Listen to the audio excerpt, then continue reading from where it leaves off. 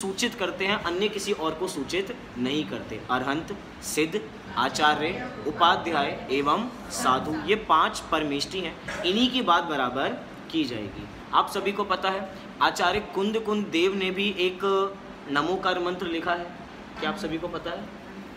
पता है आचार्य कुंद देव ने भी एक नमोकार मंत्र लिखा?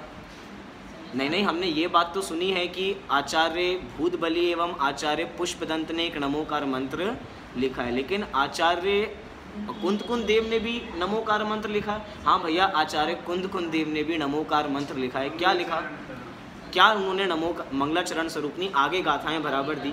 एक गाथा दी जिसका हम पाठ बराबर करते ही रहते हैं। उन्होंने कहा, अरहंत सिद्धाचार्य पाठक साधु हैं परमेष्टिपण, सब आत्मा की अवस्थाएं आत्मा ही है शरण।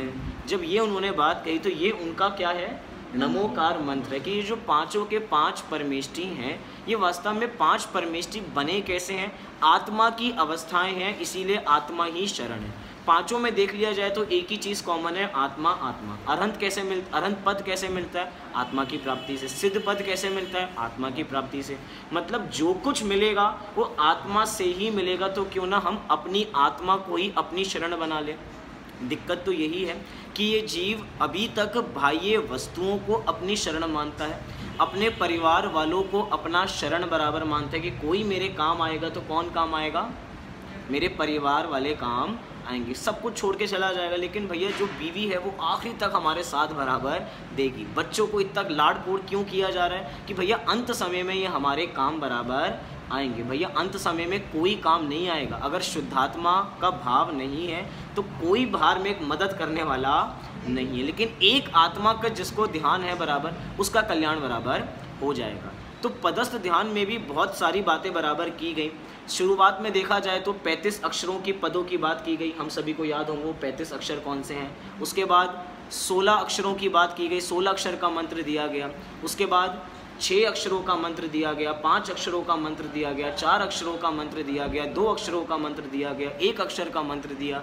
अब कोई कहे थोड़ा आधे अक्षर का भी दे दीजिए, नहीं भैया आधे अक्षर नहीं, इतना शॉर्टकट नहीं है। 1 अक्षर का ध्यान करोगे मतलब ओम का ध्यान करो तो पंच परमेष्टि का ध्यान हो जाता है।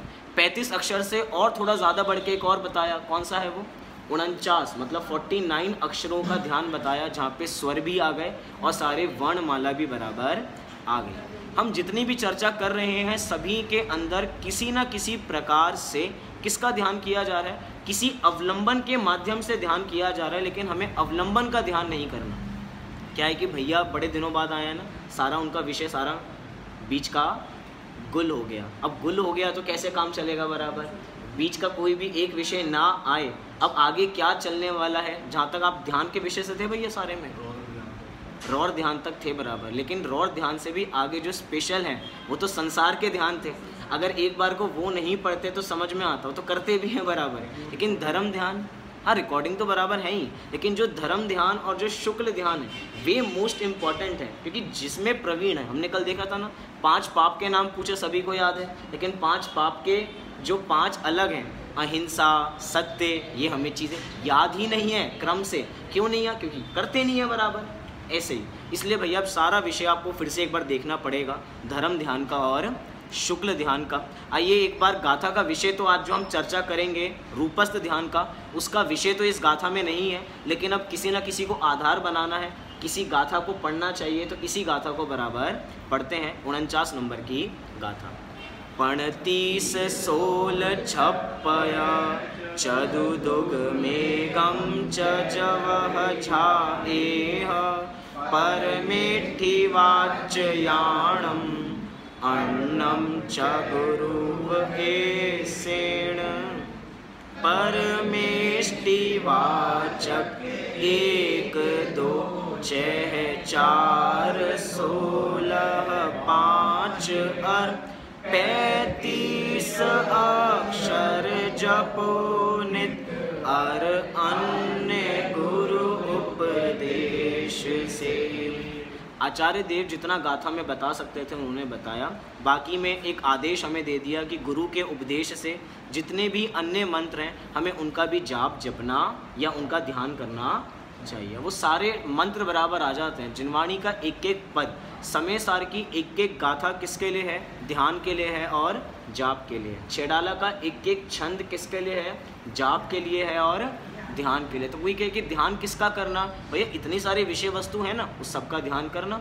अभी परमात्म प्रकाश ग्रंथ में जाएंगे तो अप्पा सो परमप्पा, ये एक सूत्र वाक्य है या नहीं है कि आत्मा ही परमात्मा है।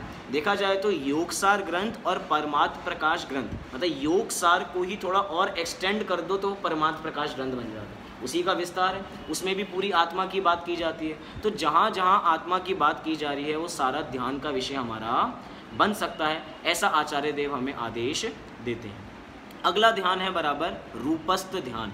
अब रूपस्थ ध्यान और रूपातीत ध्यान के अंदर बात यही है कि रूपस्थ ध्यान में तो रूप के माध्यम से ध्यान किया जाता है, और रूपातीत ध्यान में जो रूप के अतीत है, मतलब जिनका रूप बीत गया है, ये रूपातीत, ऐसा शब्द का प्रयोग गुणस्थानातीत, मतलब अतीत बीत गया है।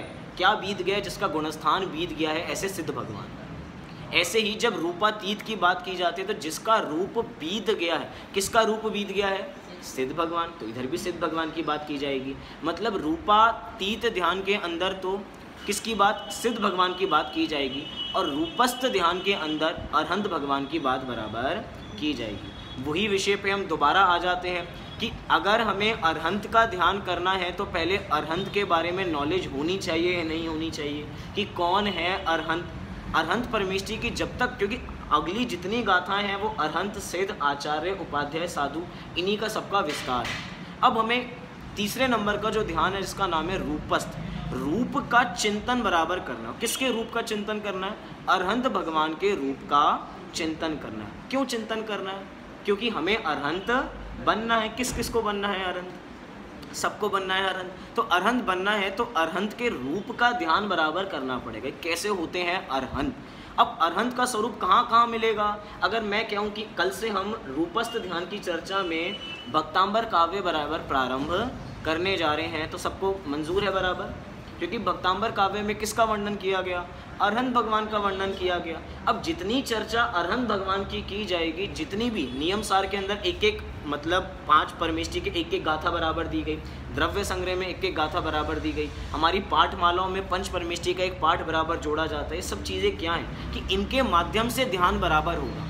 तो अरहंत का ध्यान होगा तो अरहंत के स्वरूप के बारे में भान होना चाहिए। अब वो सारा विषय बराबर लगाना, अभी हम 48 काव्य नहीं लेंगे, लेकिन 48 काव्य की विषय वस्तु इस सारे रूपस्थ ध्यान के अंदर बराबर आ जाती है। सही भी बात है, बिना रूप का ज्ञान किए हम उनका ध्यान बराबर कैसे करेंगे?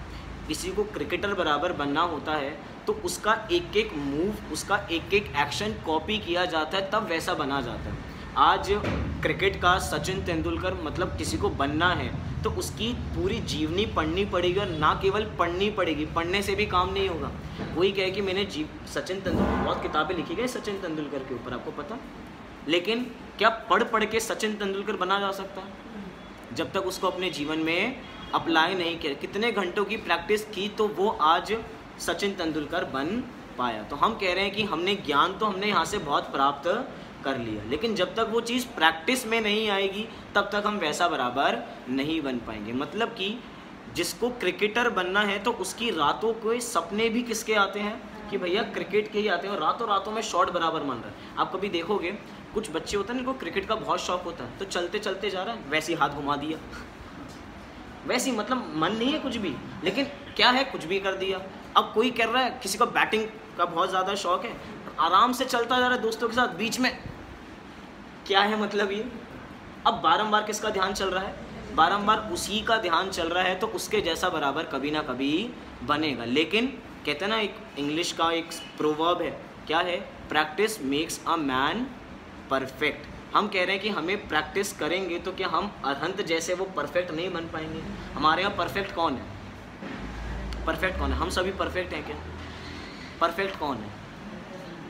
हमारे अरहंत भगवान परफेक्ट हैं। तो वो अरहंत भगवान भी प्रैक्टिस से ही अरहंत बराबर बन पाए, तो हमें उनकी जैसी प्रैक्टिस करने की। उन्होंने क्या किया, तो क्या किया उन्होंने, अब उनका सारा प्रथमा नियोग भी लेके आना चाहो ना, तो सारा का सारा प्रथमा नियोग इधर लिया रूपस्थ ध्यान के अंदर, कि वो बराबर भगवान कैसे बने, एक अंजन चोर निरंजन कैसे बना। अब उसके बारे में जब तक विचार नहीं चलेगा तब तक हमें अरहंत भगवान की महिमा कैसे आएगी। ये जितने भी अभी हम आगे चर्चा करेंगे समोशरण के बारे में देखेंगे, अभी जितनी भी आगे आज की चर्चा जितनी भी होगी रूपस्थ ध्यान के माध्यम से चर्चा होगी। और जब भी हमारे ख्याल में अरहंत भगवान आए तो अब उनसे किसी न किसी प्रकार का संवाद शुरू हो जाना चाहिए। प्रथमा नियोग की ऐसी ऐसी कथाएं आती हैं कि राजा श्रेणिक ने 60,000 प्रश्न समोशरण में पूछे।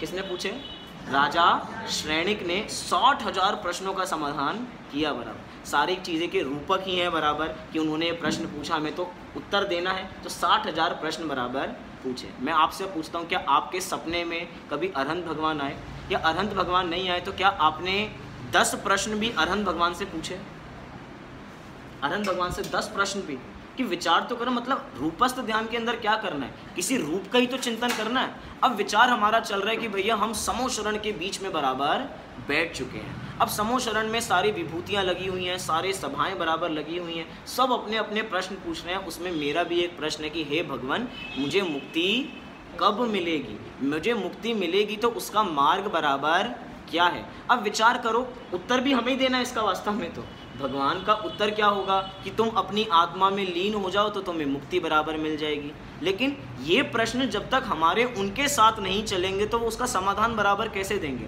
मतलब समोशरण एक ऐसा स्थान है, और समोशरण का ही एक लघु स्थान हमारा जिनेंद्र मंदिर है बराबर। जिन चैत्यालय क्या है, समोशरण का एक लघु प्रतीक है बराबर। हम समोशरण में तो इस समय बराबर जा नहीं सकते क्योंकि पंचम काल में समोशरण है नहीं, लेकिन ये भी समोशरण से कुछ कम है क्या? क्या जी?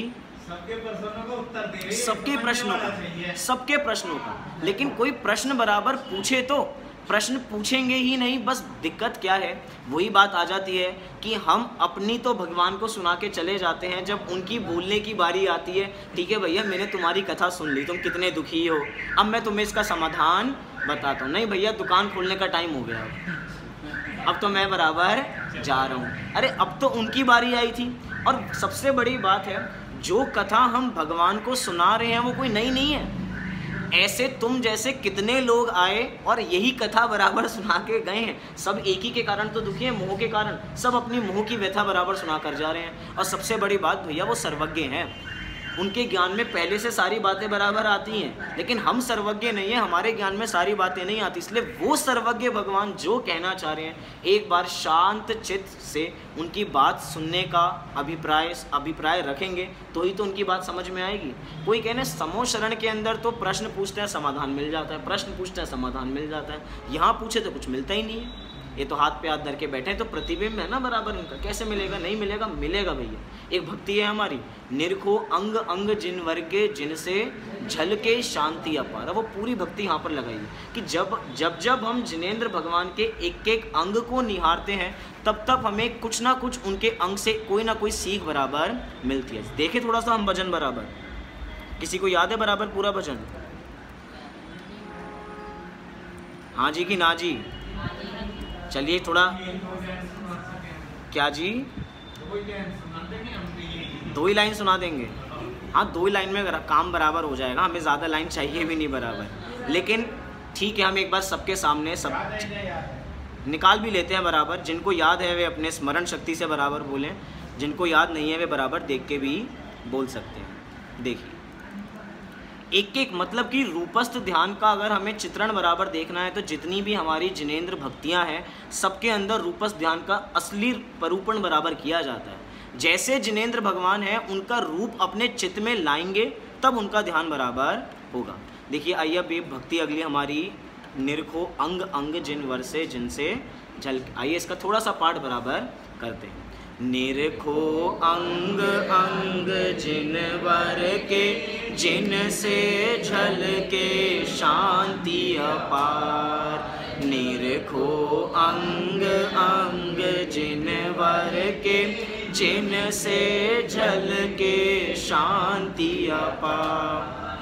चरण कमल जिन वर कहे घूमा संसार, पर क्षण भंगुर जगत में निज आत्म तत्व ही सार। याते पद्मासन विराजे, जिनवर झलके शांति अपार। निरखो अंग अंग जिनवर के, जिनसे झलके शांति अपार। हस्त युगल जिनवर कहे, पर का करता होय। ऐसी मिथ्या बुद्धि से ही भ्रमण चतुर गति होय।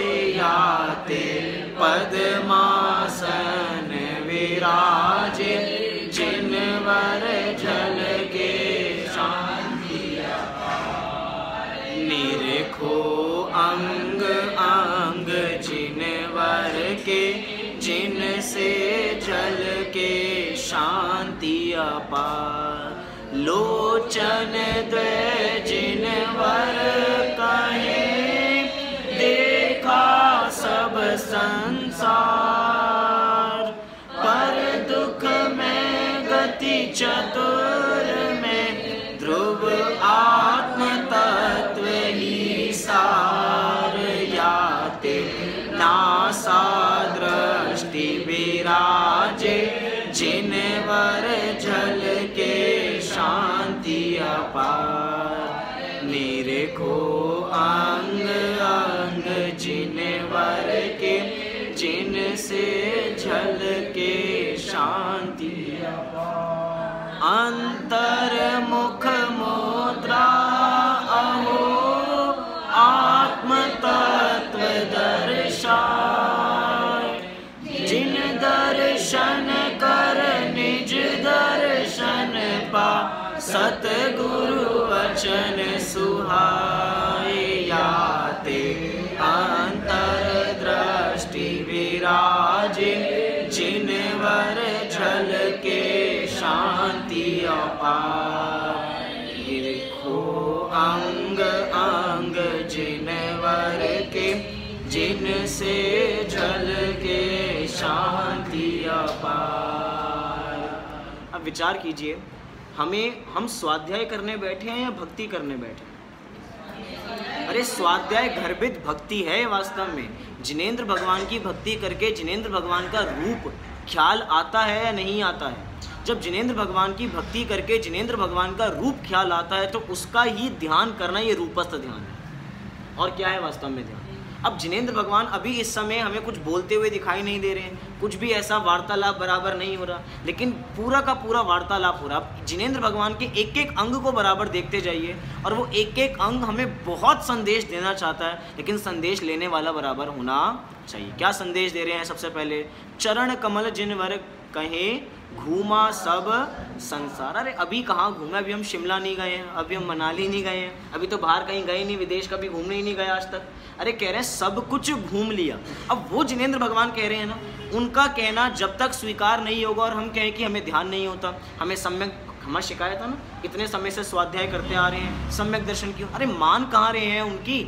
मात्र बोलने बोलने से काम थोड़ी होगा, सारी बातें बराबर लगाना। आगे क्या कह रहे हैं? चरण कमल हमने देख लिए। अब जब भी जिनेंद्र भगवान के दर्शन करें तो ये देखिए कि अब वो एक जगह विराजमान हो गए हैं, मतलब अब कोई दूसरा स्थान चलने लायक ही नहीं है। इसलिए वो कैसे हो गए? उनके पैर बराबर जाम हो गए, वे अपनी जगह पे बराबर तिष्ठने लगे हैं। साथ ही साथ आगे क्या कह रहे हैं देखिए,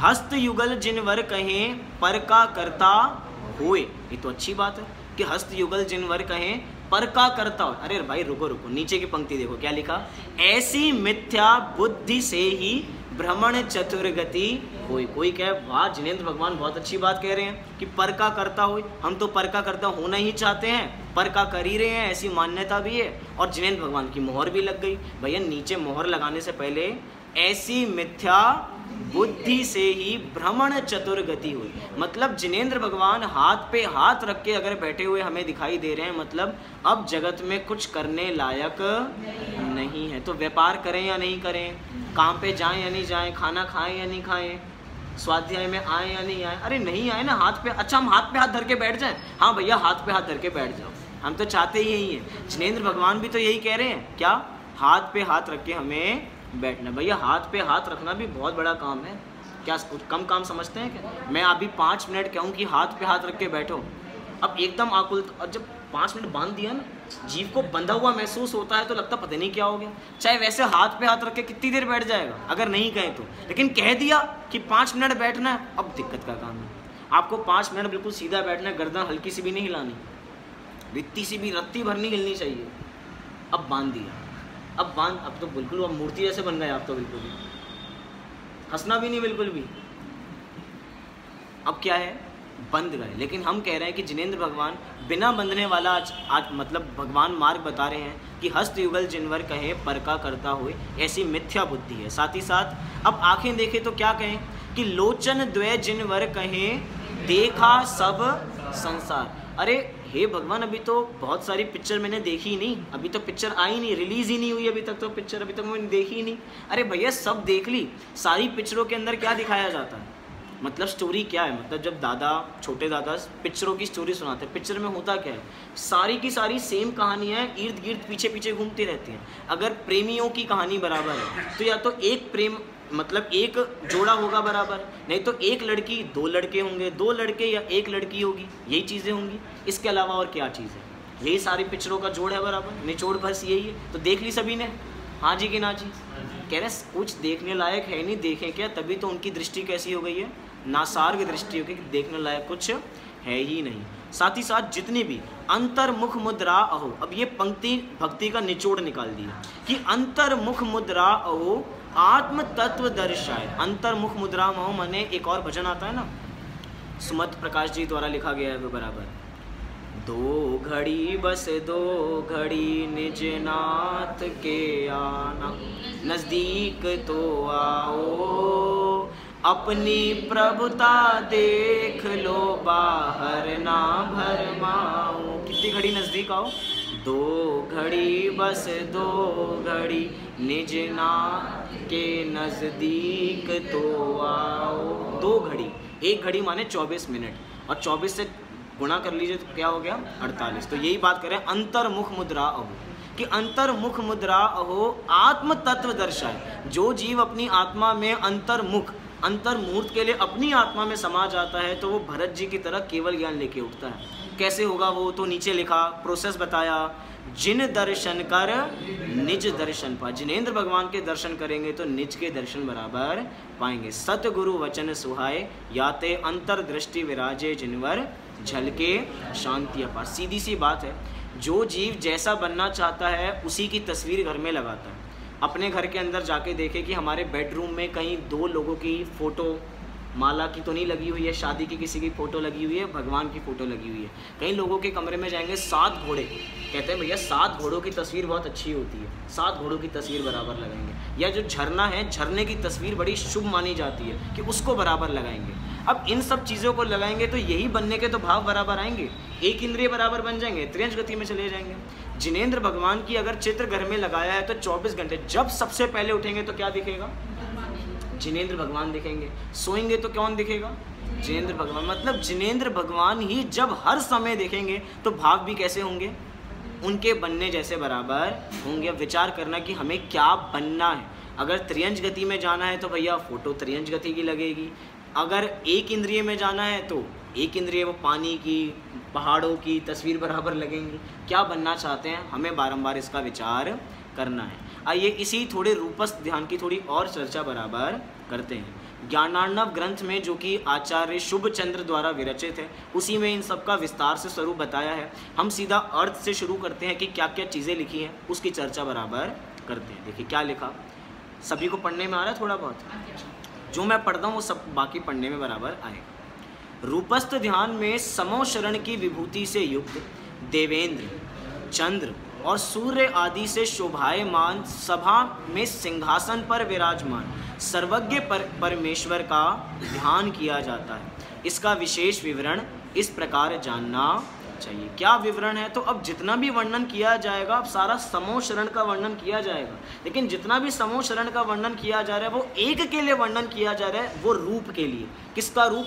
अरहंत भगवान के रूप की बात बराबर की जाएगी। कैसे की जाएगी? इसमें बहुत सारे पॉइंट्स मैंने छोड़े हैं। जैसे लिखा कि सभा में सिंहासन पर विराजमान है। सभा में सिंहासन पर एक व्यक्ति अपने जीवन काल में भी एक बार तो सिंहासन पर बैठता है। जब शादी की फ़ोटो खींचती होती है तो सिंहासन बराबर उसका भी होता है, लेकिन वो असली सिंहासन नहीं है। सिंहासन माने क्या?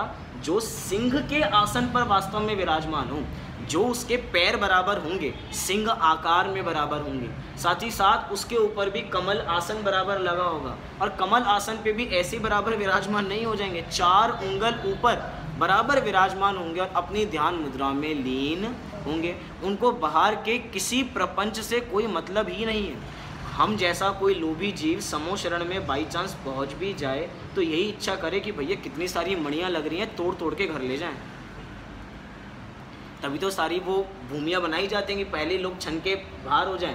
इतने सुंदर सुंदर चीज़ें दिखाई जाएंगी, तोड़ के घर ले जाएं बस। नहीं भैया, तोड़ के घर लेके जाने वाले तो उस सभा मंडप तक बराबर पहुंच ही नहीं पाते हैं, वो पहले ही छट जाते हैं। कह रहे हैं सभा में सिंहासन पर विराजमान सर्वज्ञ परमेश्वर का ध्यान किया जाता है। अब कैसे कैसे हैं अरहंत भगवान, इनकी महिमा मंडन बराबर बताया जा रहा है। क्या बताया जा रहा है? अरहंत भगवान की महिमा अर्थात समूह शरण आदि रूप रचना युक्त ध्यान करना। अब समूह शरण आदि रचना युक्त माने क्या?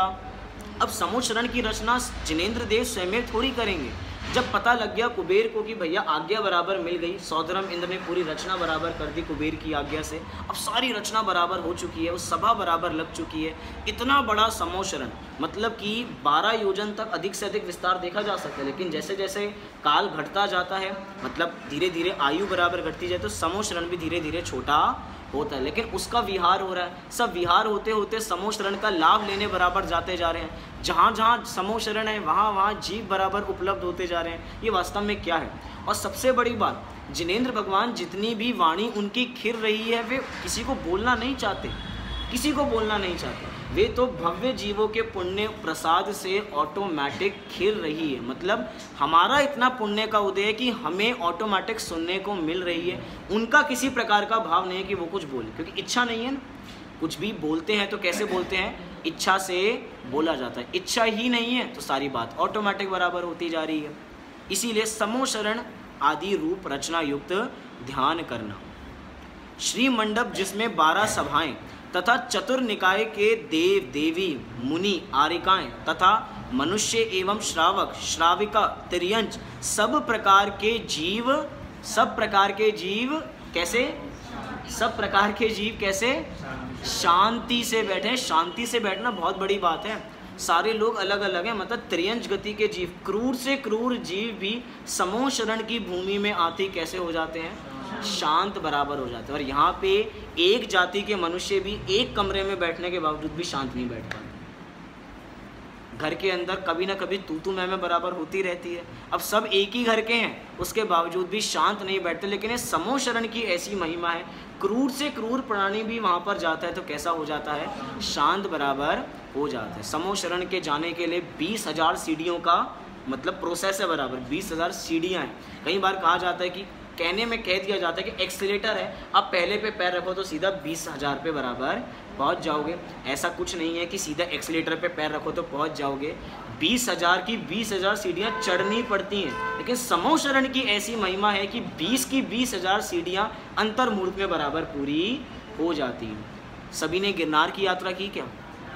गिरनार जी की यात्रा मतलब शिखर जी से भी कठिन यात्रा है, बिल्कुल खड़ी पहाड़ी, और खड़ी पहाड़ी में भी इतनी बड़ी बड़ी सीढ़ियाँ बराबर। हम जब यात्रा के लिए गए थे 5 टोक है ना बराबर वहाँ पे, तो आधे से ज़्यादा लोग तो पहले टोक से वापसी हो गए कि भैया अब इससे ज़्यादा चला जाता नहीं है। अब आगे व्यवस्था है 2,500 11,000 सीढ़ियाँ। अब तो अब वो तो क्या है कि प्रमादी जीव उसी का सहारा ले लेके बराबर जाएंगे आगे। पहली जो भी चीज़ें हैं बराबर। अभी तो हम बात कर रहे हैं वो 10,000 सीढ़ी चढ़ने में हम कैसे हो जाते हैं? और सबसे बड़ी बात है, यात्रा करने में रात को प्रारंभ करते हैं तो कहीं दिन 12, 1, 2 बजे तक नीचे बराबर पूरा करके आ पाते हैं। शिखर जी के कई लोग तो 4 बजे तक नीचे बराबर आ पाते हैं, ऐसा बराबर है। 2 बजे रात को चलते हैं और 5 बजे तक भी बराबर लोग नीचे आते दिखाई देते हैं। ये सारी चीज़ें क्या हैं, इसमें थक जाता है जीव, लेकिन यहाँ पर समूह शरण का ऐसा चमत्कार है, जीव थकता भी नहीं और 20,000 सीढ़ियाँ बराबर चढ़ जाता। अच्छा, जो थोड़ा वृद्ध होगा वे भी चढ़ जाएगा क्या? जो विकलांग होगा वे भी चढ़ जाएगा। अरे सब सारी जितने भी रोग हैं वो भी बराबर दूर हो जाते हैं। इस समूह शरण की वास्तव में ऐसी महिमा है। अब जो इतनी महिमा युक्त हो, अभी तक तो समूह शरण में पहुँचे नहीं हैं, अभी उससे पहले ही इतने सारे चमत्कार हमें दिखाई देने लग गए, तो जिनके पास हम जा रहे हैं तो वो हमें कौन सी चमत्कार की निधि देने वाले हैं। वो कौन सी निधि है हम सभी को पता है, अप्पा सो परमप्पा, कि आत्मा ही परमात्मा है। हम उनके दर्शन करने जा रहे हैं। हम जिनेंद्र देव से पूछें, हे जिनेंद्र देव, 20,000 सीढ़ी चढ़ के हम आपके पास बराबर आए, आप हमें क्या उपदेश देते हैं? हे जीव, तू 20,000 सीढ़ी मत चढ़, तू अपने में चला जा, बस यही तेरा सबसे बड़ा कार्य है। तुझे मतलब कोई कार्य करने की आवश्यकता ही नहीं है। जिनेंद्र भगवान के दर्शन कर, तो अपनी आत्मा के दर्शन बराबर करता जा। साथ ही साथ देव, देवी, मुनि, आरिकाएं, मनुष्य, श्रावक, त्रियंच, सब प्रकार के जीव शांति से बैठे हुए हैं, जिसमें उनके बीच 3 कटनी पर गंध कुटी है और उस पर सहस्त्र दल का कमल, मतलब 1000 से अधिक पंखुड़ियों का एक कमल विराजमान है। उसकी कणिका के ऊपर सिंह पीठ अर्थात सिंहासन पर अंतरिक्ष 4 अंगुल ऊंचे श्री अरहंत भगवान पद्मासन रूप विराजमान है। 4 अंगुल, जो अंतरिक्ष शब्द का प्रयोग किया गया, महाराष्ट्र में एक मंदिर है, वहाँ पे पार्श्वनाथ भगवान की एक प्रतिमा है जिसका नाम ही है अंतरिक्ष पार्श्वनाथ, कि हम अंतरिक्ष पार्श्वनाथ भगवान के दर्शन बराबर करने जा रहे हैं। तो अंतरिक्ष मतलब एक बच्चा, हम जब ताले में बराबर, वहाँ पे नहीं, वहाँ पे पानी भी नीचे बराबर भर जाता है। जब बारिश बहुत ज़्यादा होती है तो पूरा पानी भी भर जाता है, वो पानी भी चला जाता है, पूरा देख लिया कि कुछ भी नीचे बराबर। अच्छा, मतलब बहुत साल से, लेकिन दर्शन करने के लिए नीचे तो बराबर छोटे से उसके अंदर ये तो बराबर यह है कि नीचे कुछ भी बेस नहीं है, वो अंतरिक्ष में ही बराबर वो पूरी प्रतिमा विराजमान है। कैसे विराजमान है? वास्तव में सब कुछ चमत्कार है, जो भी चीज़ बराबर होगी, लेकिन ये चमत्कार अगर कहीं लाइव देखना है तो समूह शरण है, जहाँ पे अंतरिक्ष में वो बराबर 4 अंगुल ऊपर विराजमान रहते हैं। शायद बानपुर की तरफ जब हम गए थे, बॉम्बे साइड, याद तो है कि पीछे देखा था नीचे देख के कि कुछ भी नहीं था बराबर। वो आपने देखा होगा वहाँ पे नीमगिरी में, नीमगिरी, बैतूल के पास ऊपर पहाड़ पे।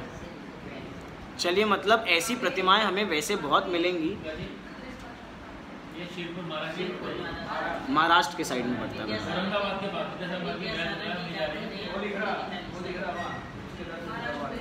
चलिए वापसी आ जाइए। अब हम रूपस ध्यान पे आ जाते हैं कि रूपस ध्यान की हमारी चर्चा क्या है। ये तो अंतरिक्ष की बात आई, तो अंतरिक्ष के माध्यम से बताया कि अंतरिक्ष में विराजमान है, 4 अंगुल ऊपर विराजमान रहते हैं। जितनी भी चर्चा चल रही है रूपस्थ ध्यान में अरहंत भगवान की चर्चा है, साथ ही साथ श्री अरहंत भगवान पद्मासन रूप विराजमान है।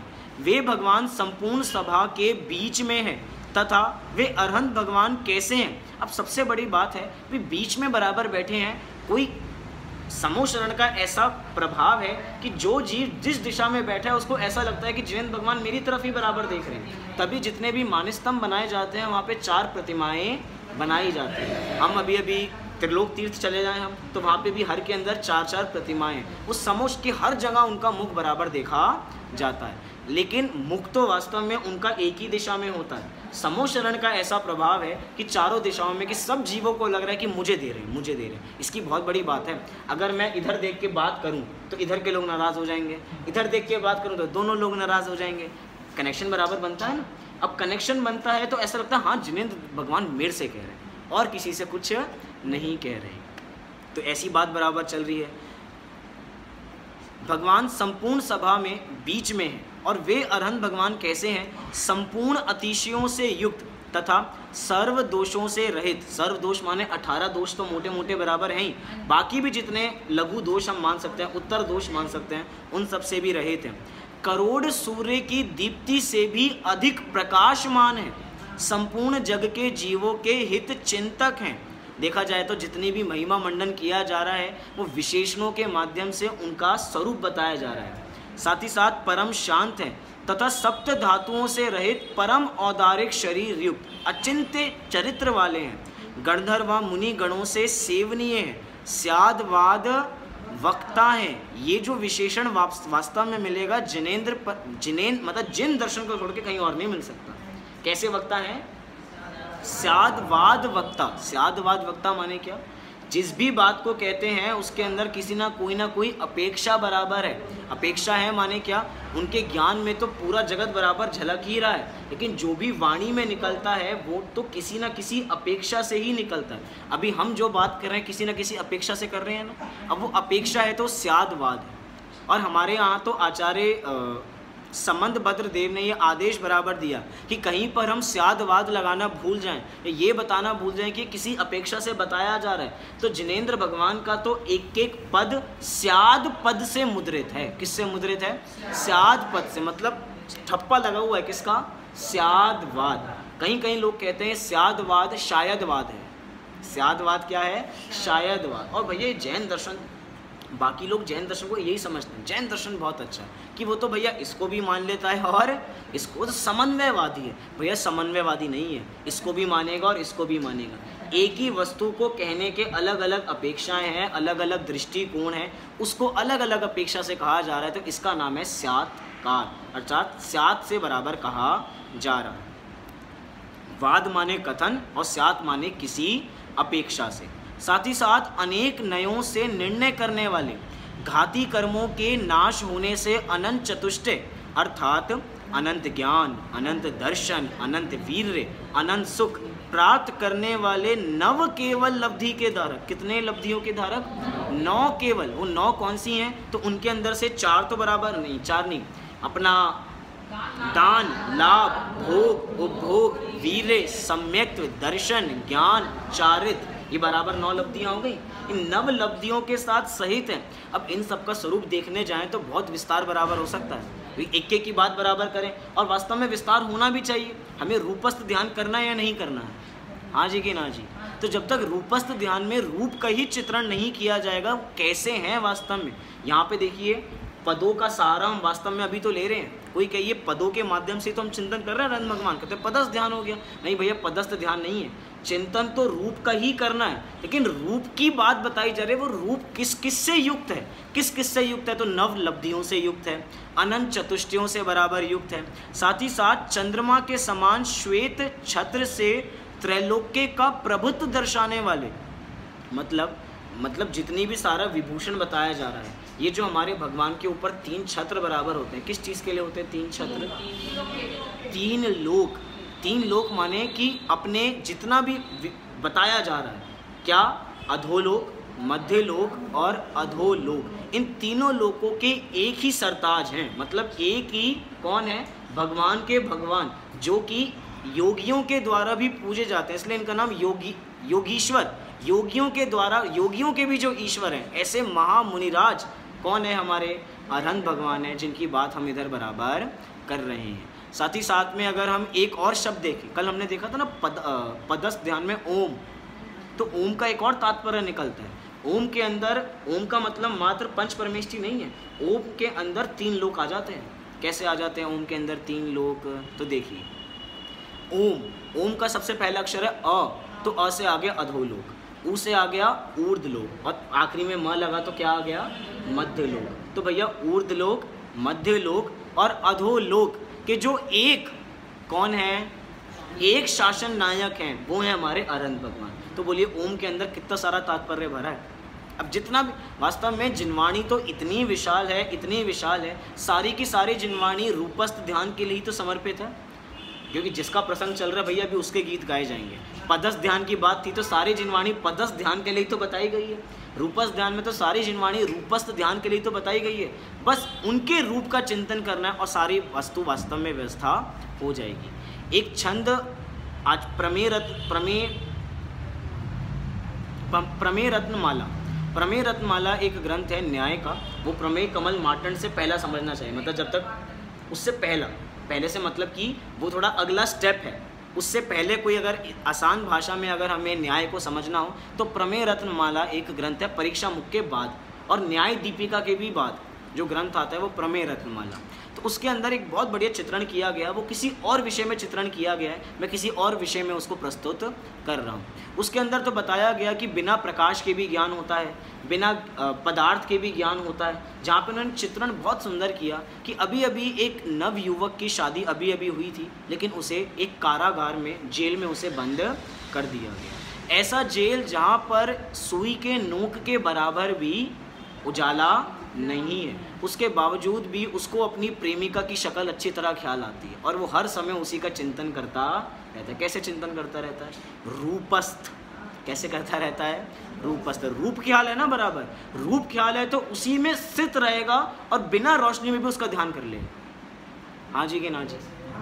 अब ये क्या है वास्तव में? रूप के माध्यम से। मैंने तुरंत कहा बंदर, तो रूप ख्याल आया या नहीं आया? कहते ही अब सारी जितने भी बंदर के अंदर गुण देखे जाते हैं, इधर से उधर कूदना, केला खा रहे हो तो केला छीन के भाग जाना, चावल चढ़ा रहे हैं तो पोटली भरा, जितनी भी चीज़ें उसकी जितनी शैतानियाँ हो सकती हैं सारी ख्याल आ गई। रूप कहते ही उनके सारे गुण ख्याल आ जाने चाहिए, इसका नाम है रूपस्थ ध्यान। हम अरहंत कह दे और आगे बढ़ जाए ऐसी बात नहीं है। जब तक अरहंत भगवान पे हमारा चित्त ना रुक जाए, कई बार हम पूजन करते हैं ना, आप देखना, कभी आप बिल्कुल भाव से पूजन करना और सामूहिक में बैठे हो ना, आपको पता लगेगा अरे भैया अभी तो हम जल का छंद ही समझ रहे हैं, इतना अर्थ, इतने भाव भाषण हमें उस जल के छंद के अंदर हो रहा है कि पूजन पूरी हो गई, हमारी पूजन अधूरी रह गई। कैसे रह गई? वो जल के अर्थ में हम इतना ध्यान में लीन हो गए। होता है आपके साथ कभी? जयमाला का इतना सुंदर अर्थ है, इतना सुंदर अर्थ। अभी तो हमने वो शुरू की 2 लाइनें ही बराबर पढ़ी थी अनुष्टुप, अभी तो आगे की सारी लाइनें बची हैं। पूरी बाहर में सब लोग बोलते चले गए, लेकिन हम उन 2 लाइनों का ही अर्थ बारंबार हमारा घोलन चलता है। ये क्या है वास्तव में? ये है ध्यान, उसका चित्त में उसी का बारंबार ध्यान करना। आप वो पूजन बराबर देखो, कौन सी पूजन है हमारी? केवल रवि किरणों से। अब केवल रवि किरणों की पूजन की जयमाला देखो, पहले की शुरू की पंक्तियों में देव का वर्णन, फिर शास्त्र का वर्णन, फिर गुरु का वर्णन, फिर 12 भावनाओं का वर्णन। अब जब देव का वर्णन जिन 7 से 8 पंक्तियों में चल रहा है तो भैया पूरा देव का स्वरूप ख्याल आ जाना चाहिए। ये रूपस्थ ध्यान है या नहीं है?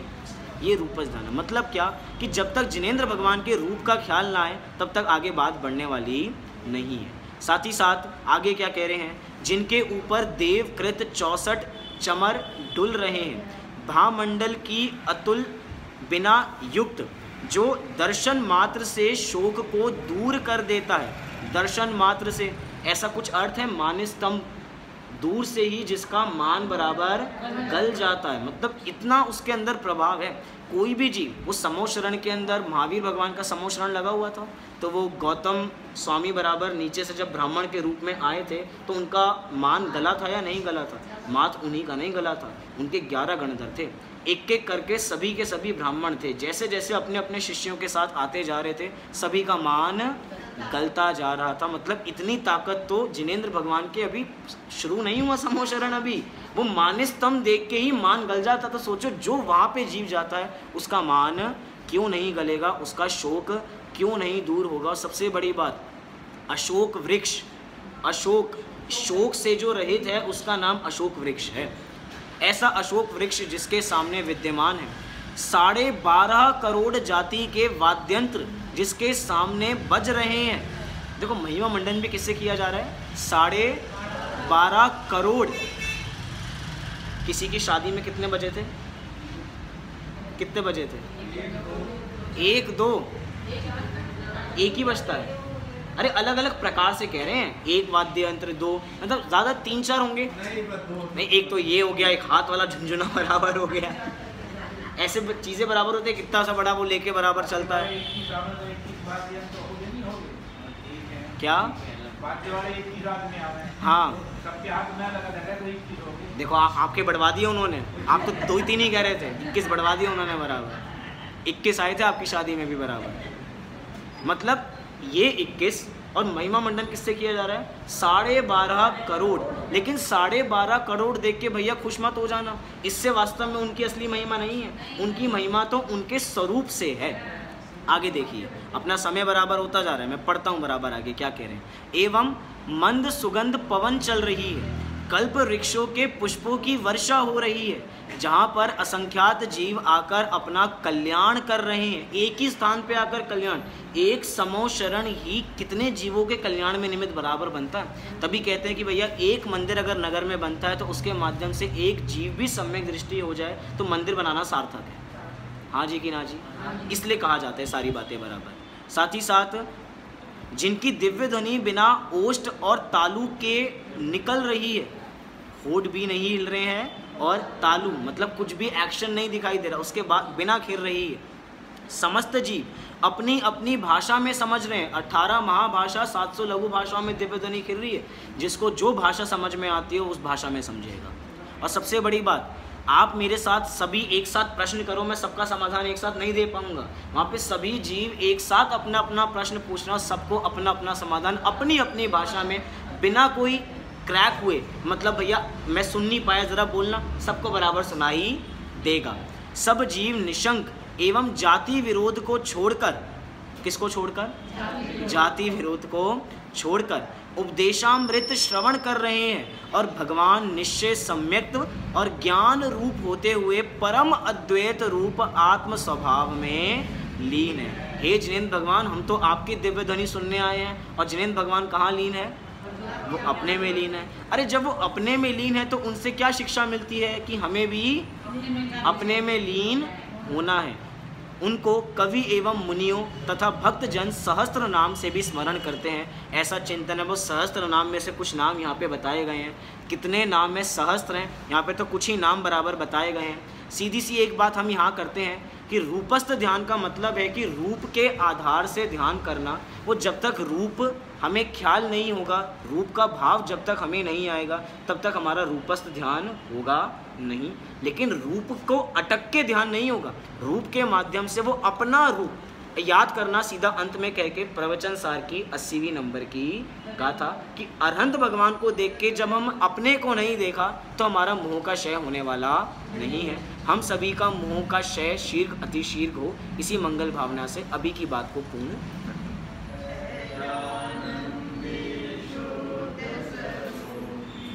अविनाशी मैं आत्मस्वरूप सहजानंदी शुद्ध स्वरूपी अविनाशी।